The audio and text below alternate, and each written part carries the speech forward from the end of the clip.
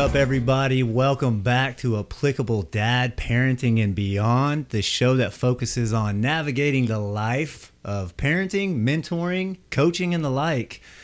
My name is Jon. This is my esteemed colleague and good friend, Cody. Hello. Today, we're trying to focus and continue the focus on being relevant and appropriate to be applicable. We want to help empower, encourage, and inspire. And so today's episode is about asking for help proactively. Just ask, whether that's mental, physical, emotional, whatever it might be. We want to remove the stigma of asking for help and open that up. And we're going to have a great dialogue here. But before we get into that, we want to get into our sponsor. Today's sponsor is Glacier Chocolate in Tulsa. Glacier Confection and Chocolate in Tulsa.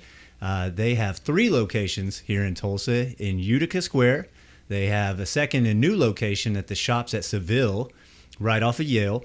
And then they also have a location at Tulsa Arts. And I actually picked some of this up. If you have not been to Glacier Chocolate, Cody, you're in for a treat, my friend. I like treats. You ready for this? I don't know. I think you might be. Let's do a candid shot on Cody for the presentation. You ready for this? Oh, man. Go ahead and snag you one of those. Those look delicious. Yeah, go ahead. Let me take care of this one right here. Yeah, don't be scared of that one. All right. Yeah, packaged well. That's a good look. Nice colors.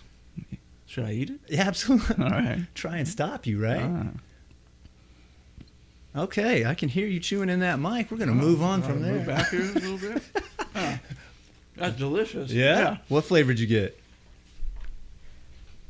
Delicious. Okay. Hey, those are my favorites as well. So that's Glacier Chocolate and Confection. They, again, have the 3 locations, and they are doing well. Owned by Katie Mabry and one of her partners. And their focus and real goal is inspiring happiness. You know, that's their thing. And how easy is it to be happy if you got chocolate in front of you? I'm pretty happy right now. He's a happy guy. So again, Glacier Chocolate in Utica Square, Glacier Chocolate and Coffee at the Shops in Seville, Glacier Dessert Bar, which is a full dessert and full bar in the Tulsa Arts District. That's glacierchocolate.com. We'll go ahead and throw all that information up there on the YouTube page, but go give them a shout. There's tons of stuff in there, lots of good stuff for the kids, but just great owners and great food. So, moving on again. Thanks again for joining us here. Thank you. Episode 3. We have had some really, really great feedback from the first 2 episodes. We've had a lot of people reach out to us. We've had a lot of people ask about what even some of our clothing is about, what the brand is about, and we're here for it. We're getting some good stuff, aren't we? I have a good story on the. I was at Walmart self-checkout, and the gentleman working the self-checkout area had asked me about my shirt. So I told him a little bit about what we were doing, what we were aspiring to do for others around us, and he went to the YouTube channel and subscribed right there. Said he's going to give us a listen. Let's go. That's great stuff. Thank you so much. That's being intentional, Cody. It is. Yeah, look at you, wearing the brand proudly. But that's the thing. We want to continue reaching out to everybody and get more and more of our circle involved, get outside of our circle, and just spread a positive message. So, again, thank you. Appreciate it. This episode, we're going to go a little bit deeper than we have in the previous episodes. This is a heady topic. There's a lot of meat to this topic, and it's about asking for help proactively. We want to remove the stigma, like we said. When you're struggling, when you're having issues in life as a parent, as a coach, as a mentor, as a significant other, as a child, we want to have an opportunity where we talk about what and how we can do and help in those areas to where we can improve our own mental statuses as well as the here and the now being present. Mm-hmm. So we are just really kind of who struggles. And the struggles that we've decided to talk about were mom struggle, dad struggle, coaches struggle, mentors struggle, spouses struggle. And we all have those moments where we struggle in silence. And we're telling ourselves that it will pass. But everything's going to be fine, right? Eventually, everything's going to be fine. But what if it's not fine? What if relief never comes? And we want to discuss this subject and hopefully equip others to lean on our circles proactively and to go back to what we've talked about the last couple of episodes and be intentional and proactive in reaching out for help. You like that? I love it. Yeah? Okay. Was there anyone else that you could think of that might be struggling on? Children. Kids. Yeah. We're going to touch on how we can convince them to ask for help in their time of needs. That's great. Absolutely. I think they often get overlooked. So that's fantastic. So that's what we're going to talk about today. So we'll just jump right into topic 1. And topic number 1 was based around what type of struggles are present in today's world. You know, with the mothers, with the fathers, with the professionals at work, with coaches on the field, you know, as mentors trying to develop our youth or a friend or somebody that you work with. So what type of struggles are present in today's world? Well, the struggle that I think we're focusing on mainly is asking for help, right? And how we as men, fathers, struggle to do that in today's world just because of basically how we have been conditioned. Yeah. Growing up, you know, you hear things growing up as a boy, you know, don't cry, don't be a girl, you know, handle these things on your own. So as we grow up and we hear all these things, we internalize everything, and when we're presented with struggles or problems, we tend to try to deal with those ourselves instead of reaching out to our loved ones around us to seek help. You know? Wow. Yeah, absolutely. And that conditioning, I think, is something that we need to address as a society more on a regular basis. Right.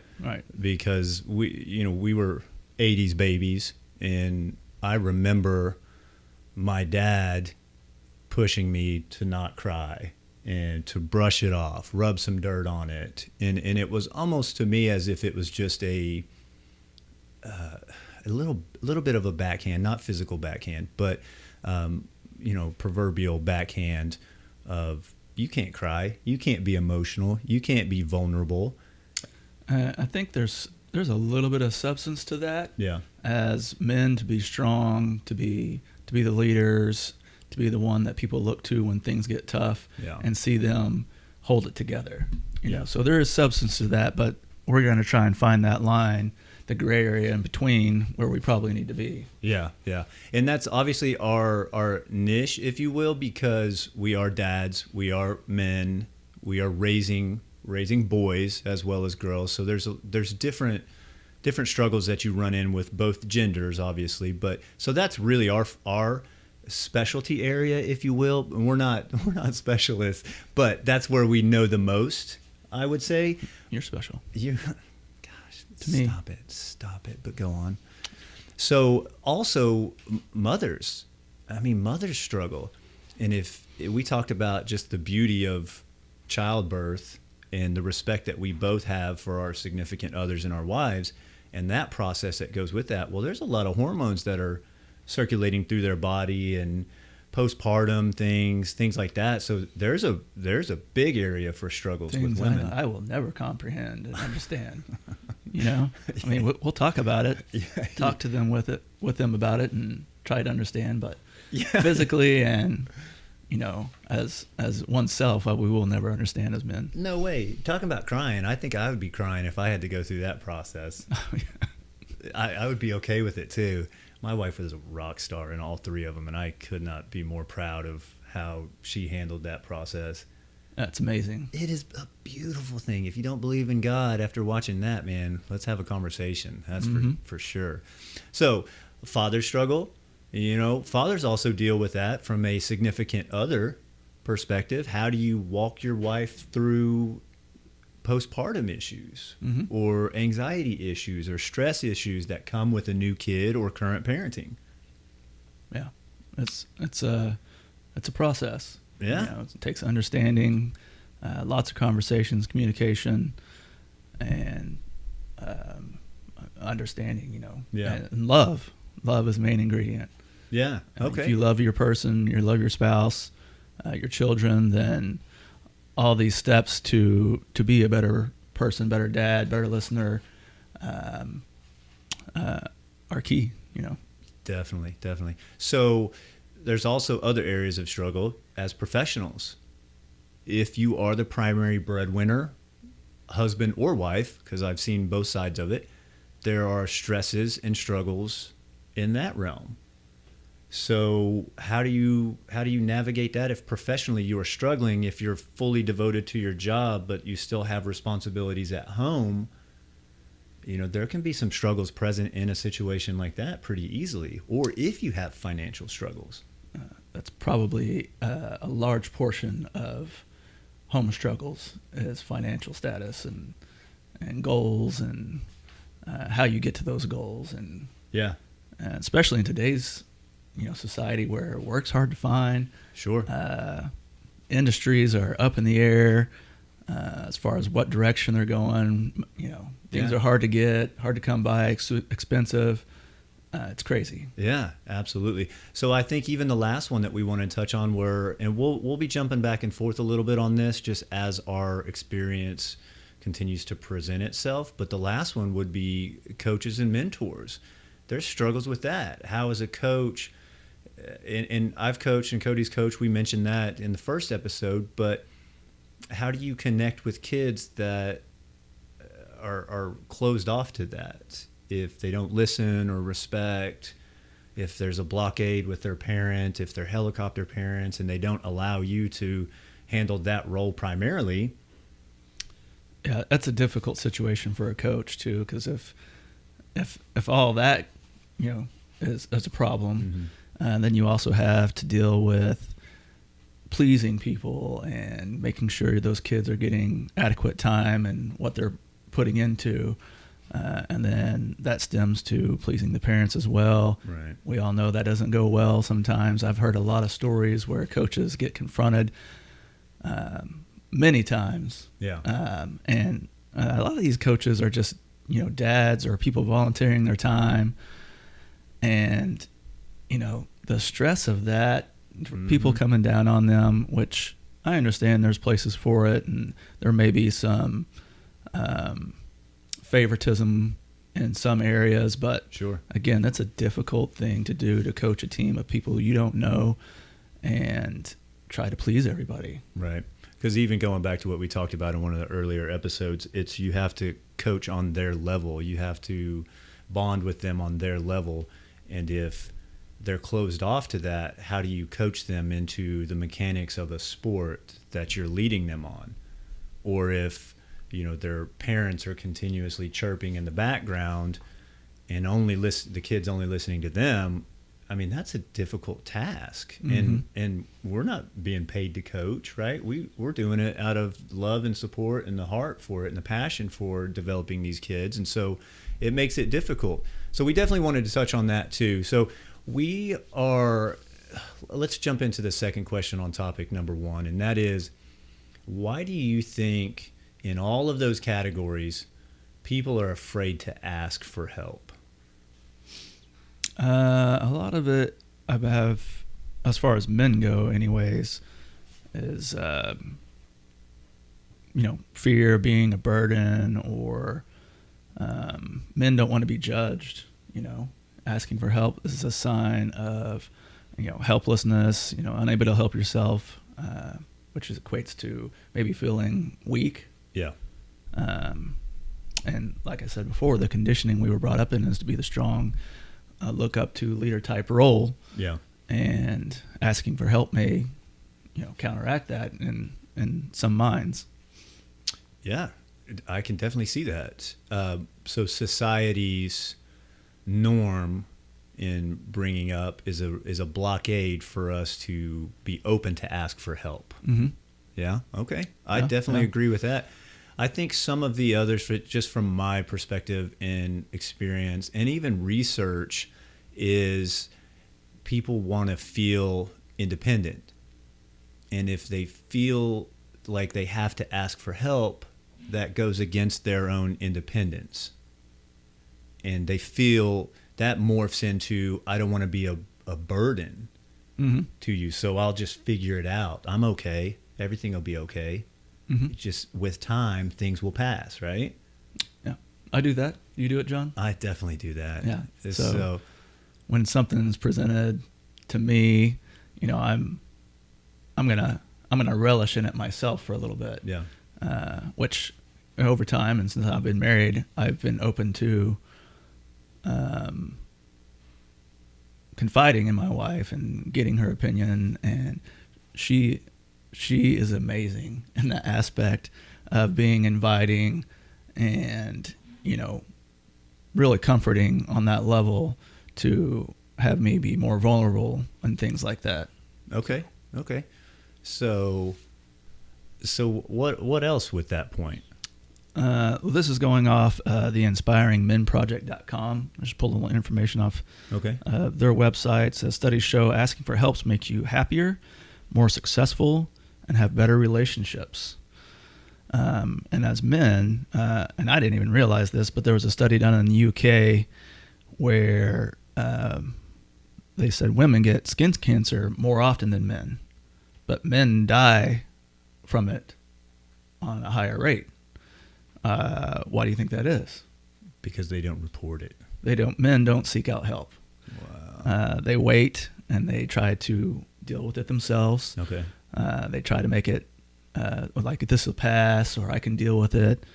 The same stigma we've been saying, and so they suppress the signs, and don't catch it in time. Yeah. Where women are more proactive on thinking about their bodies and what's going on, and seeking help professionally on that. Wow. It also said that 80% of suicides, and this is a UK statistic, 80% of suicides caused by men battling their own problems, extending from loneliness, less likely to stay in touch with old friends, losing important peer support networks. Men are afraid of asking for deeper friendships and support because of the fear of being judged. Really? I see our relationship and just how deep our relationship has gotten, and that comes from an open line of communication. And I don't know if I ever felt judged, but it was based on trust and true openness and true genuine nature of that. That's how we were able to develop. But that was developed over time. I mean, at the beginning, we weren't totally telling all our secrets, all our troubles, all our hardships. I didn't like you. But, over time, you and I built a relationship, became more comfortable, and we can confide with each other in anything at this point, I believe. Yeah. So it comes back to the openness to seek that counsel from a friend, whether it's an acquaintance that you want to develop more from, or it's a good friend that you just really haven't been fully open with about some of the struggles you're dealing with. Right. There's a point in time where you take a leap, and we've covered it before, but building the networks and circles around you of support that you can confide in, that you trust, is very important. Sure. Okay. That's great. That's great information. Cody's turning into like this statistician. He's a stat man. He was dropping knowledge on our mentoring and coaching last episodes. Now look at him, coming equipped and prepared. I love it. I love it. See, I was open with him. Now our relationship's even deeper because of it. I love it. So going back to even mothers and wives. So that's a struggle as a postpartum issues and mental health issues that can easily come about after the child has delivered, whether it's your first, second, third, or so on. I don't know why you do more than 3, but some people do. And with mothers, there's a big struggle with going back to the hormones we talked about when we were initially discussing the topic number 1. And that's not something that men really can ever understand, but we still feel it. Mm-hmm. And again, we're not experts on this postpartum side of it, but we have done research. And some of the research that we've come across is that 70 to 80% of women experience, at least on a minimum level, the baby blues. And a lot has changed within their body, and there's a baby blues that comes with it, right? But even outside of that, there's 10 to 20% of those women develop clinical depression, postpartum depression. And so, but going back to even what you had mentioned, these are people that have reported it. So even on a larger scale, statistically, it's like 1 in 7, women are going to deal with some sort of postpartum. But that's women are strong too. Women are way stronger than we are. But as men, when we don't report things because everything's going to be fine, women are doing that too. Yeah, to an extent, yeah. Yeah, and so if they're not reporting that they're struggling with the postpartum side, if they're not reaching out or being open in communication with their spouse or friends group or network, family, so on, if they have a mentor, then that struggle just continues to perpetuate. And that's a big problem, I think, And I think it's also because they are strong. They are amazing, creatures, but they want to just handle it on their own. They're okay. Everything's going to be okay. Eventually, I just have to grind through it. I have to get through it. And so did you ever experience anything on the postpartum side? Not that I can think of. I mean, Tamara had her struggles, but she just appeared really strong. Yeah. Which I praise her for that. And, like we've said before, I couldn't even imagine what she goes through. And the best thing I could do was just be there. Yeah. If she needed something, be there. If she had muscle aches problem, get these hands ready to do some massaging, That's awesome. Hugs, kisses. All that is a key factor in helping them out with postpartum depression and just being back to their original self. Yeah, taking loads off of them, whether that's housework, laundry, bringing them different stuff as they're going through that, helping them with the baby, but also using those hands. Yeah.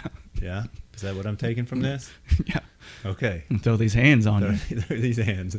Positively. Yeah. Catch these hands means something different in today's world. Yeah. Yeah. So Cody is not telling his wife to catch these hands. No. Noted. These are loving hands. But even outside of that, so if statistically most of the postpartum starts within the first, but that's not to say the second, third, and so on, they don't struggle with some type of postpartum in that area either, because statistically, if they've experienced it previously, then they're actually 10 to 50% more likely to experience it again. Okay. And like a repeat of that. So you think about that, man, that would be tough if you did it 1, 2, 3 times in a row. 4 or 5. Yeah. 6. There's people. That would be so difficult. And so that's what our calling to you men out here, because that's our specialty area again, is understand that. Educate yourself on what it truly means to be postpartum. Don't be offended by the neglect or the shortness, the irritability, any of those feelings, because it's only temporary. It's not long lasting. You have no idea and you what she's going through. Yeah. So that's the thing. We know our own perspective. Our perspective is our reality, right? And it's hard for men to jump into that perspective of a woman who gave birth, delivered an amazing child, and now they're dealing with the struggles of anxiety, stress, mental struggles. Mm-hmm. It's hard to put yourself in that perspective, but our call to you is truly do it. Mm-hmm. Figure it out and be the best that you can be in those areas. But that's not to say that men can't have their own struggles, right? So we came across some more stats that are pretty alarming. Approximately 10% of new fathers experience symptoms of depression during the postpartum period. So while that number is far less than women, it's still an issue. And even if you're kind of feeling that side of it, you may not know that it's postpartum. Right. It could come at you in a lot of different ways. But one other stat that I want to throw in before we really jump into the male side of the postpartum is 50% of partners with postpartum depression develop it themselves. So think about that. If 1 in 7 women are doing it, and then 50% of those women that are actually clinically diagnosed with postpartum, their male counterpart is dealing with that side of it too. So let me ask you this. 1 out of 2, huh? Yeah. So did you experience any of that? I can't say that I did. I mean, I can't recall the early years. I'm a 16, going on 17 now. So I mean, that was a long time ago, and different area of life for me. Yeah. But recently with Mila, who's turned 3 on Friday. Yeah. I was just kind of on cloud 9 with her. Yeah. So I was happy. I can't say that I did. Okay. That's okay. I don't know if I really experienced it with any of my kids. I experienced some of the symptoms of postpartum, but I don't know if I was ever really like, I don't want to get out of bed. I feel depressed. I don't think I ever experienced that. And I feel blessed because of that, because I do know, and we know men in our circle that struggled with it, and later on come to find out, oh, you acted this way because of this. Well, you should have said something. And they didn't. So not to say that they didn't make it through that process in that time of their life, but how much easier would it have been if they just leaned on the people closest to them? Right. Pretty easy, I'm sure. I mean, not easy, but... And so the postpartum depression in men, like I said, as many as 10% of the new dads suffer it. Normal rate of depression in men nationwide is like 3 to 5% from what we uncovered. And then postpartum dads, some of the issues with that, they're less likely to engage with their children, feeling of not being able to bond with them. And that's hard from a new baby perspective anyways. I experienced that. It's like you're just screaming at me or you're sleeping. So it's hard to bond on that side of it. They weren't in our belly for 9, almost 10 months. So bonding with them is kind of natural. So don't read into that side of it too much. But men usually in those realms start becoming like more aggressive and irritable. Mm-hmm. So, and I think that can also correlate with the sleeplessness, the exhaustion, if they're back to work, if they didn't get a paternal leave, it can increase some of that as well. So these are just some of the symptoms that we've gone through. I was a little irritable. I had some symptoms of postpartum, but I don't know if I would have been clinically diagnosed if I actually sought help on it. But babies are hard. New kids are hard. If you're a first time, if you're a second time, third time, and so on, like babies are still going to be hard no matter how seasoned you are. But a couple other things I want to touch on before we move on to topic 2, because we've been jumping all over this place, but so many great points here. Based on, talking about our spouse and postpartum depression, I just wanted to touch on kind of how to communicate with your spouse to bring to the surface some problems that you may be having or keeping inside. Yeah. And I went on psychcentral.com is basically where I'm getting this information, but they had really good points. And it talks about, how partners aren't mind readers and how to communicate. Yeah. And there's a few topics they go over. And the first one is to figure out your needs in the first place and spell them out to your spouse. So the clearer we can be, the more likely it is that we will get what we need. And the example is, if you're feeling down or something, you come out and you text your husband, your wife, I need you to hug me when I'm crying, or something simple like, can you pick up the kids from school, instead of saying, I don't want to be a burden on them and ask them to do that. So I'm going to figure out how to shift around my schedule to make this happen, even though it's going to be more stress on myself. Yeah. Number 2 was to focus on the message. What's the message I'm trying to say? What do you want your partner to hear? Simple things like, I miss you, or, it really hurts when you ignore me, and speak, be vulnerable. Yeah. If you're feeling this inside, like they said, partners aren't mind readers. Right. So you need to express these feelings in a way that you're not tearing your partner down as well. So on that point, you need to use soft startups. They say it's the foundation to a productive conversation. And one example was, go to your partner and say, honey, I'm concerned about our financial situation. Mm-hmm. That's a big hot topic in marriages. Mm-hmm. I'm worried we are spending more than we can earn and concerned about our future. I want to talk with you so we can come up with a solution together that will work for both of us. I want to listen and understand your concerns as well. So, you're not telling them they're not making enough. We got to make more money. You're spending money on, stupid things. Yeah. It's a soft startup to engage the conversation, to further talk about things that you may be concerned about. Yeah. Pay attention to your nonverbal cues. And this is huge for me. Because I had been told this several times, by my daughter and my spouse, so that your partner doesn't feel threatened. So, things to watch is your tone of voice, mm-hmm. Facial expressions during conversations, remain close in proximity mm-hmm. when you're having conversations about future goals. Yeah. Maintain eye contact and be genuine. Yeah. And this reminds me of just a situation my wife and I had where we had a conversation and, something I said made her feel bad. Okay. And when she confronted me about this, and, great for her, she came to me, used soft tones, made eye contact, had a conversation with me, but I didn't take it that well. I took it as, she said what I said made her feel bad. And I said, no, this is what I meant. And this is what I said. And this is how you should have taken it. Mm.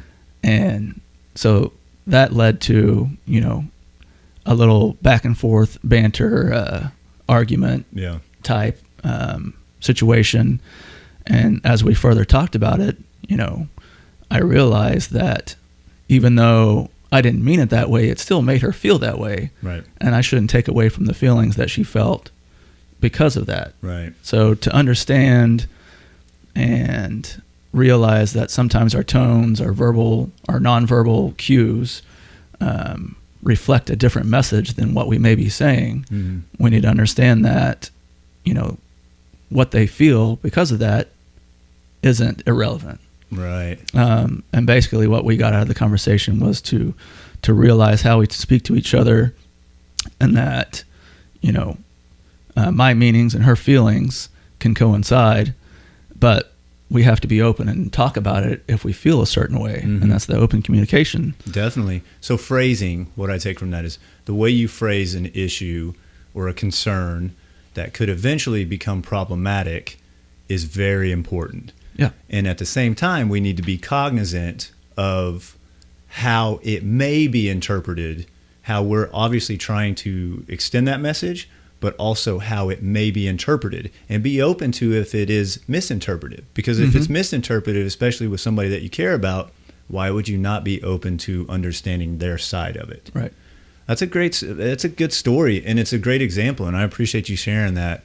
You haven't shared that with me, so I'm glad that was something that added to this. Did you have anything? Yeah, it goes on. There's a few more points. Okay. One of the harder points is to set clear boundaries with consequences. Yeah. So it goes in to say how they made an arrangement that if the wife was working late, that the dad would have dinner ready when she got home and have the kids put in bed. Yeah. And where it says to clear boundaries with consequences, mm-hmm. it goes on to say, well, if you're not going to stand by this agreement we have, I'm gonna make plans for my dinner on my way home. Mm-hmm. Kind of, separates them in a way. And you don't want to do that, but sometimes you have to put your foot down, right? Sure. Accountability. And the next point is to have regular check-ins. It goes on to say, share what's going on or what's going well and what you're struggling with. with your partner, and ask for help. Examples is, I'm having a rough day. I'll need 10 minutes to decompress when I get home, or I really need a hug today, or I don't have the energy to make dinner. Can we order in? Which I don't think many people have problems asking those questions, but Sure. I don't know. Yeah. If you do, then you need to be open with your spouse to make other arrangements, or to be open with them when you need something from them. Yeah. And the last point is to recognize what is helpful. If it's just making a cup of coffee for them in the morning, Sure. or getting the kids ready for school so they can sleep in a little bit longer. Mm-hmm. These things that you may not do regularly, but it can be a huge help for someone in a short time frame, and it really does come off loving Right. to them, even though it's so simple. Yeah. I think a lot of what you're saying is pretty standard communication and being open and giving you tips and tricks on the communication side of life. But we overlook that in simple relationships. And so those are very, very helpful as a professional, as a coach, as a mentor, in just dealing with the communication side of it. And every one of those points is extremely valid. But let's think about adding that to new parents when everything is associated with irritability, stress, exhaustion, the postpartum, either side. And then those communications, which can come across as seemingly just easy to understand, go out the door. It's super difficult at that point. Yeah, it's so difficult to handle it from there. So those are really, really good points as far as approaching it, how you phrase it, how you understand your message and your delivery. Because a message is that there's a sender, there's a recipient, right? You can't handle and you cannot dictate how they receive that message. You can only establish a send. You can only click that send button, and then once it's clicked, it could easily be misinterpreted. Mm-hmm. And like emails and texts and anything else, it's easy to add inflections and tones and attitudes within That don't exist. Yeah, that don't exist. Well, it's easy to do that too with us just sitting here, right? You're standing in front of somebody, and if you already have something that you're thinking about when I'm telling you this, or you pick on the middle part of the sentence and you don't grab the full intention of the sentence, Mm-hmm. it's easy to get upset by that. So that is, again, In today's world, Yeah. Texting is, non face-to-face contact Yeah. is the line of communication these days. I prefer it. My kids have come to me with, conversations they've had with their friends, and they're like, "Oh, I can't believe they said this." Yeah. I'm like, "Well, what do you think they meant by it? I mean, Right. how are you reading it?" And they'll read it their way, and we're like, "Well, maybe it's read like this. Does it sound so bad now?" Yeah, you're being objective. Right. That's great. That's something you can learn off of. Be intentional and be objective. And I can't remember who it is. I don't know if it's Jordan Peterson, but we've been listening to a lot of Jordan Peterson. Mm-hmm. He's great. If you're not familiar with him, check him out. And he says, so instead of, I think it's him again, and we might have to do some corrections on the YouTube, but instead of judging, once you hear a message, get curious and ask questions. Yeah. Actually, I think that's Ted Lasso. Ted Lasso. I think that was off of He's an episode of Ted my Lasso. role But model. it resonates, because instead of judging immediately on the message that you received, get curious and ask questions. Because if you immediately choose judgment and you ask that additional question instead, you might realize that message had a different intent than you received it. Mm-hmm. So I love that. Be intentional. I think I'm going to change that a little bit on our messages every week. Instead of just being intentional, be intentional and be objective. Yeah. Ask questions. We've brought it up before. Yeah. So going back to an overall, I know we've really touched on just mothers and fathers, but again, a lot of this, the communication side, all the great points that Cody brought up, can be applied and applicable to professionals, coaches, and mentors. And it's just at this point, as we continue to try to remove the stigma of let's just ask, let's seek support proactively. It's important to understand the things that are going on in your body, in your environment, things surrounding you, and all of those different roles: mother, father, professional, coach, mentor, anything. And what are the additional circumstances that are surrounding those feelings? Because if you can't understand yourself and prepare that self-actualization of this is what's going on, these are potential influences, these are potential factors, how can I get to a point where I can find a solution or seek support if I don't understand myself? And that's not to say stay within your own abilities. I'm not saying that. I'm just saying understand what's going on in your world, in your surroundings, in your environment, in your body. Is your diet bad? Are your thoughts negative perpetually? Things like that. Because the postpartum side of it, plus with everything that Cody's bringing up, can be influenced by all of the things that you do around yourself and the things that you say to yourself. And so if you're feeling frustrated or irritable, why? If you're feeling tired and exhausted, why? Probably the baby, right? But if you don't have kids, if kids are toddlers, if they're older, why are you feeling exhausted and tired? So really do a self-evaluation. Why are you crying so much? Why do you feel vulnerable? What is on your mind? And until you do that check, what is it, the 26-point inspection that they do on cars, 100-point inspections? I don't know. A lot of inspections. They're not inspections? No, they're a lot. They're a lot? I don't know. I don't know cars very different well. Bullet points from different places, I guess. But do your systems check and find out why you're feeling that way, what's influencing it, what can potentially lead you to that point. Then you assess yourself. Then you open yourself up to move on to our topic 2, which is how can we help ourselves and one another? Because if we don't have a blueprint of some sort and points that can help us get there, then we're still on our island. We're still saying things are going to be okay. Eventually it'll pass. I'm fine. Be open. Yeah. Be open with, find your circles. Yeah. Find those friends, your spouse. Your spouse should be number one. Absolutely. And confide in them. Yeah. Confide in them.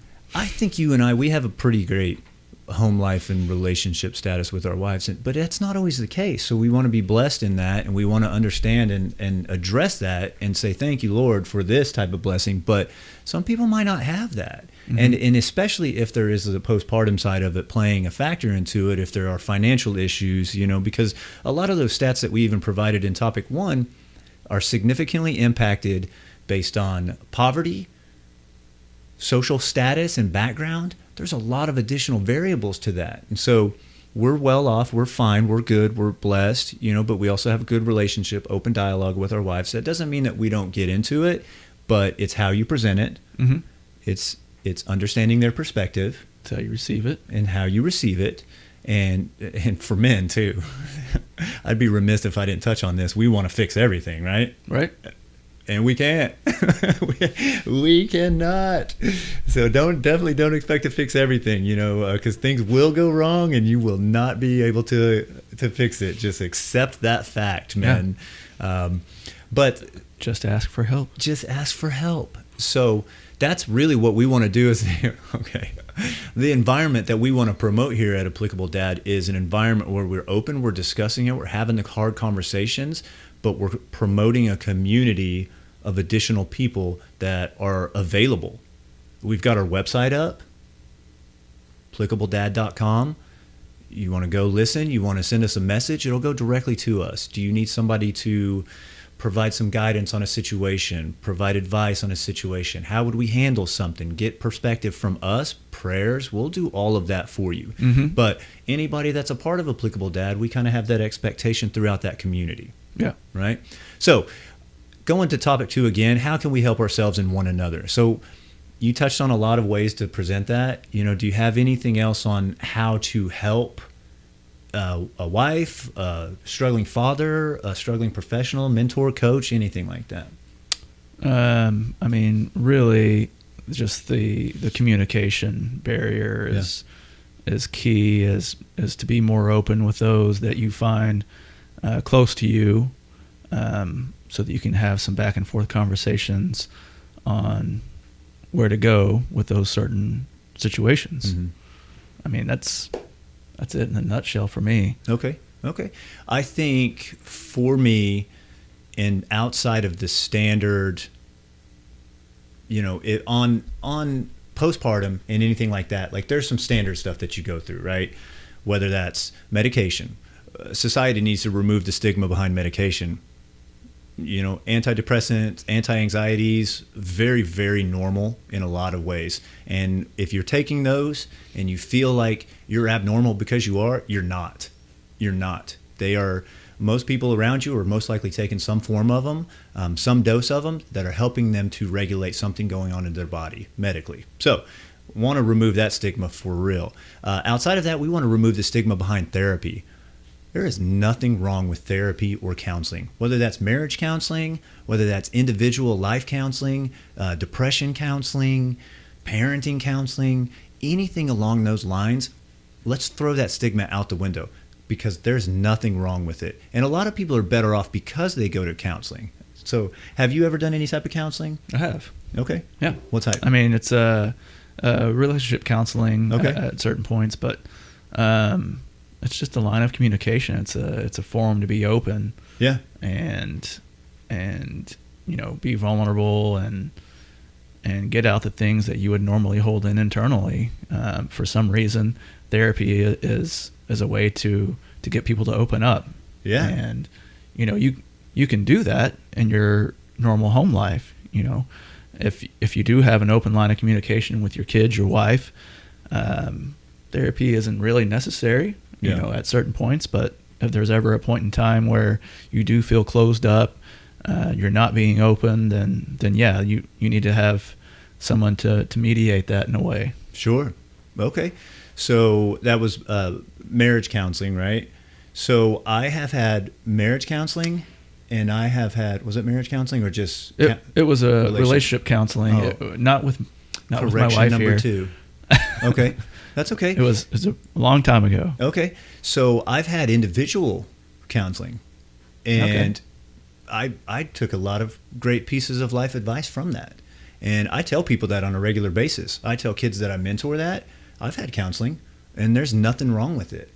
Now, it was telecounseling, which was a little interesting because it's kind of hard to connect with somebody that you're not in a room with, that you're seeing their face on the screen. And as in today's world, as you're seeing people on the screen on a regular basis in professional life, like it's hard to connect with those people. Mm-hmm. And so I tell kids that I deal with on a regular basis that there's nothing wrong with that. And so having that kind of set up to where we are counseling, this accredited doctor is understanding my situation, things that are going on in my mind. It was a great experience. And I took a lot of information from that and been able to apply that. So it was just me. It wasn't my spouse and I. It wasn't for anything really in particular. It was trying to help myself understand things that were going on in my body. I had done my own systems analysis and realized, you know what? Maybe I do need to talk to somebody. Mm-hmm. And so I don't think there's anything wrong with that or me because I had to do that. I think it's something that was necessary. Now, I wasn't provided any type of medication or anything like that. Again, there wouldn't have been anything wrong if I had been. So it's just something to help and understand. Stop. Cody makes these faces at me. So You just made a face at me. you made a face at me. Anyways, so those are the main areas. You get counseling, right? You go to therapy. You get medication, but that's what a lot of these doctors and people with PhDs that are far, far smarter than us are really recommending. So if you have that within your healthcare coverage, if you feel inspired to do so, do it. Share with us if you want to about how it went, what little bits of information you took from it that helped you to better your situation. So those are the real main types of therapy, things like that you can go through: marriage counseling, life counseling, individual counseling. But we also want to promote, like Cody had addressed earlier, being intentional in how you're doing it, being objective in how you're doing it, and being an additional resource outside of that. Say you don't want to. Say you feel like there still is a stigma, you don't want to be judged if you go to counseling. Well, reach out to your friends. Yeah. What's your circle look like? And I know all family situations aren't the best, but if your family's there, reach out to them. Be transparent with them. Sometimes just speaking it out loud to somebody, could have some kind of self-realization. Yeah. Even though they might not give the right feedback, that whoever you're saying it to, maybe they make certain points and something clicks and you're like, okay, well, yeah, maybe it is what's going on. Yeah. I do need to change this. Yeah, definitely. It starts with yourself again. And I keep touching on this because I think it's so valid and it has helped me in the past. Find out why you're feeling the way that you are. And if you don't understand why you're feeling the way that you are, seek help and guidance. And again, that doesn't have to be a doctor. It doesn't have to be a therapist. It can be your close friend. It can be your family. It can be somebody that you haven't been open and transparent with in the past. Somebody, an acquaintance, a coworker. And you would be surprised at the number of people that would be willing and able and open to help you navigate through a struggling period of your life. Mm-hmm. So we've got a number of friends that I'd be very open to talk to if they ever presented something. But it goes back to even what we talked about in mentors. There has to be somebody seek you out to be a mentor, and then you have to accept that. There has to be an arrangement, an agreement. It's not a contract or anything like that, but just something verbal, an understanding, if you will. And there's a lot of growth that can come from being that transparent and vulnerable with somebody, man, women, child. Yeah. So that's kind of the point of our topic too. I'd be remiss if I didn't mention it starts with yourself. If you're looking for a physical diet focus, we talked about Justice Fit. Start there. How are you going to better yourself day in and day out? Every day is a new day to be a better version of yourself. Sure is. So I don't know who said that, but I don't know. I think you just did. I just did. But start there. Do a systems check. Find out where in your life needs additional conversation, additional support, additional help, and be proactive in asking for that help. Mm-hmm. And again, we are here for you. We're doing this for this particular type of outreach. And if you want to jump on our website again, applicabledad.com, send us a message. There's a link at the bottom. You click it and it goes directly to us, no one else. Share your thoughts, feelings, feedback, situations you need help, you need prayers. Yeah. That's what we're here for. Absolutely. So that is really the topic 1 and topic 2 of today. I know I'm going to touch on one more thing, John. Oh, let's go. I was about to wrap us up. Well, just real quick, I want to touch on, the fact of fathering and parenting and your children. Your children need help. Your children seek help. Sometimes that barrier can be conditioned over time. Yeah. And walls can be built up. So what are ways we can make our children feel comfortable about asking for help? Is we can accept that everybody needs help sometimes, including yourself, and recognize when you're not managing and ask for help. If they see you asking for help, they're watching us. We said this before. We're always being watched by our kids. They're seeing us ask for help. They're going to ask for help when they need it. Reframe asking for help as a strength and not a weakness. Facing our fears about asking for help takes courage, and we want to embody that into the minds of our kids. When they do come to us for help, respond positively. Help them try to give them your full attention, or organize a time when you can talk uninterrupted. Sorry, stepping over my words. Try not to minimize their feelings, thoughts, or situation. Everything is important to them that they're coming to you with. You need to view it as important to yourself as well. Show you understand that it's hard to ask for help and that you care. So acknowledge that they're asking for help and tell them how proud you are of them for that. Avoid viewing help seeking as a sign of failure. Instead try viewing it as a normal part of life and as an important life skill. It's okay to make mistakes. Encourage young people to seek professional help when it's needed. Therapy. Sometimes kids need therapy. Sure. They can't find the answers or aren't comfortable because walls, barriers are built. Especially in today's world. Going to their mom, dad, friends. Yeah. Professional help is not out of the realm for our kids. And share a story with them sometime. about moments in your life where you needed help. Be open and honest when you need extra support and how you went about asking for it. Yeah. These are just a few points brought up on kidshelpline.com, and I thought they were great as far as, breaking down those walls and barriers that we may have created over time unknowingly by not feeling like these small things our kids brought to us when they were young weren't important. Right.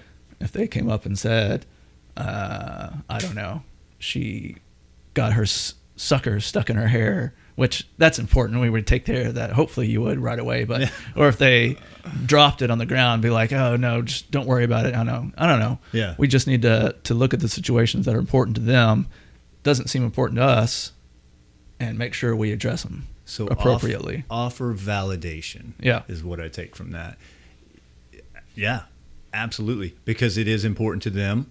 And as parents, as mentors, as coaches, you have to validate that concern and not brush it off. Mm-hmm. Because you're doing more damage by brushing it off. Yeah. And then if they're going to stop coming to you. God, you read my mind. If they stop coming to you, who do they go to? Trust, respect. Who do they go to? And I guarantee you, it's probably not someone you want. And in today's predatory world, you want to be and have an open relationship with your kids to allow that type of communication and address it and validate it. And I appreciate it. I didn't want to cut you off there, so I'm glad that you brought that up, because that's an absolutely amazing addition to what we're talking about. Thank you. Are you just touching? Good. High five. He was talking about those hands earlier. They're nice. Yeah. Yeah, soft. Okay. So that's pretty much our show for Things the day. got weird. Topic one, what type of struggles are present? We address that. Topic two, how can we help ourselves? Really, even just as an addendum to both of those, we can be there for you. So you're not alone. You're not on an island. Applicable Dad is the community for you.